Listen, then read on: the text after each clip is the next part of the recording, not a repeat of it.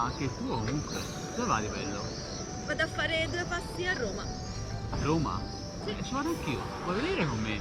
Ah, sì, dai, come ti chiami? Io sono Daniele, e te?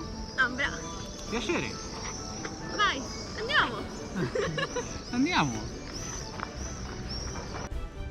Ciao da Daniele e Ambra, ciao, finalmente ci siamo in partenza per il nostro viaggio, siamo a Siena e ci aspettano solo 2 passi. Quanti chilometri sono?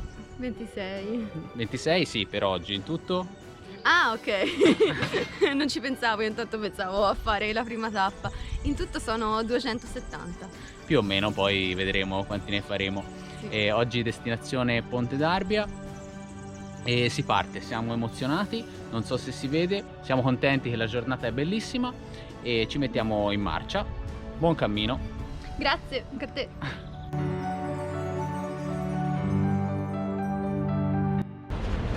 Stiamo lasciando le mura di Siena, attraversiamo adesso Porta Romana, che visto il nome speriamo sia di buon auspicio. Sì. Speriamo ci conduca nella direzione giusta. Scusate, ma ancora non ci credo. Siamo partiti! Sì. Ci si è fatta! Incredibile, dai. Dopo mesi di preparazione, di letture, visione di video, ci siamo. Speriamo di aver preso tutto nei nostri grandi zaini. Ci siamo fatti liste su liste e ci abbiamo riflettuto bene, quindi speriamo, dai, sì, di essere stati bravi, non aver dimenticato niente di importante. E poi se qualcosa non ce l'abbiamo lo compreremo lungo la strada, insomma, non siamo nel mezzo alla giungla per fortuna. Sì, non troppo. Quindi andiamo. Vai. Siamo già fuori da Siena e quindi già mi sento un po' più rilassato, c'è più pace adesso. Ogni tanto passano le macchine, però molto meno che in centro a Siena. Sì. E dopo circa 6 km di cammino da Piazza del Campo finalmente inizia la strada sterrata, il che ci fa molto piacere. Meno traffico, più natura. Siamo poi già da un bel po' nel mezzo a splendide colline verdi. Questo periodo a fine maggio è tutto veramente verdissimo. Abbiamo attraversato una zona industriale anche abbastanza grande intorno a Siena, che non ho ripreso perché non era niente eccezionale, e poi un pezzo di Cassia dove macchine e camion ci sfrecciavano accanto, però dai, eravamo abbastanza in sicurezza. Poi abbiamo attraversato la frazione di Isola d'Arbia e adesso vi faccio vedere il simbolo di Isola d'Arbia. Non me ne vogliano quelli di Isola d'Arbia, però è quello che si vede sempre quando si passa di qua, che potrebbe sembrare una torre del Signore degli Anelli, ma in realtà no, non siamo nel film.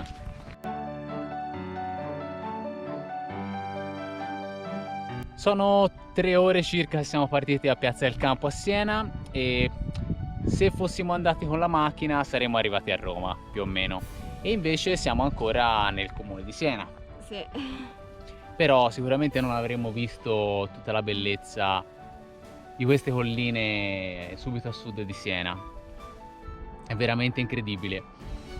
Si vede adesso, abbiamo fatto un pezzetto di salita e siamo sopra una collina e si vede in lontananza, più o meno 10 km da qui, tutto il profilo di Siena sopra la collina.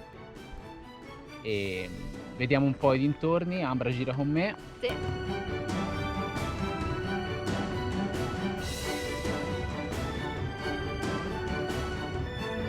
Visto che qui c'è un po' di pace e silenzio, ne approfitto per dire 2 parole sulla Francigena. Che cos'è la via Francigena che abbiamo iniziato oggi a percorrere? Quello che facciamo adesso, che è comunque ben segnalata, ci sono sito internet, app, cartelli, è una ricostruzione moderna di parti degli itinerari originali. È stata fatta seguendo dei criteri di fattibilità, di percorrenza. Le strade si preferiscono strade lontane dal traffico per quanto possibile, quindi più possibile strade sterrate e sentieri. La via francigena originale è iniziato ad esistere verso il VII secolo d.C.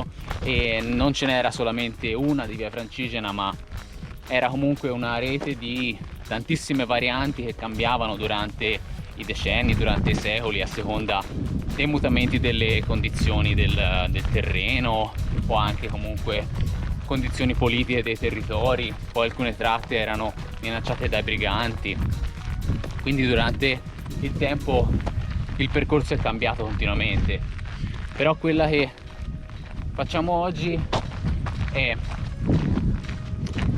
il percorso è indicato dal diario di Sigerico, che è stato nel 990 l'arcivescovo di Canterbury, che da Roma, tornando in Inghilterra, ha segnato sul suo diario tutte le circa 80 tappe che ha percorso durante il suo rientro, e quindi grazie a questo diario è possibile conoscere oggi più o meno qual era il tracciato dell'originale, più o meno originale via francigena.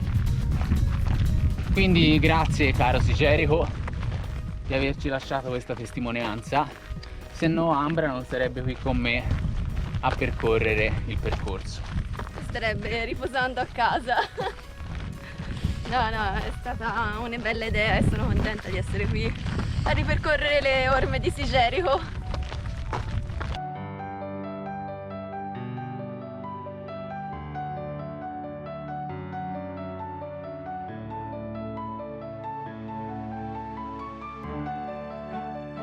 Ok, verso vicino a Monteroni, primo sbaglio di strada, però ce ne siamo accorti abbastanza subito, dopo 200 metri a un bivio non c'era più indicazione, ho detto aspetta, fammi vedere un po', e abbiamo sbagliato dove si poteva scegliere fra salita e discesa, siamo andati in discesa e invece era in salita.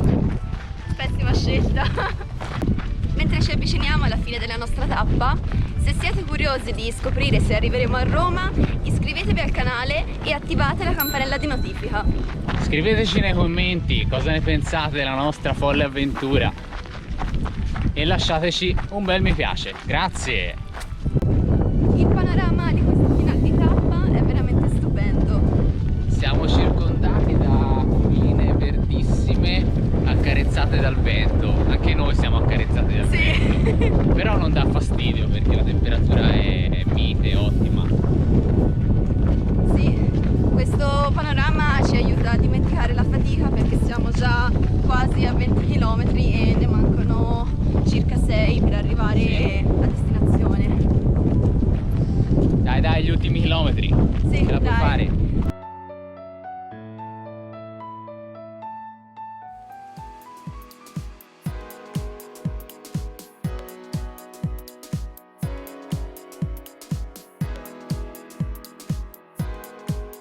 Ambra, sveglia, siamo arrivati a Ponte d'Arbia, fine tappa.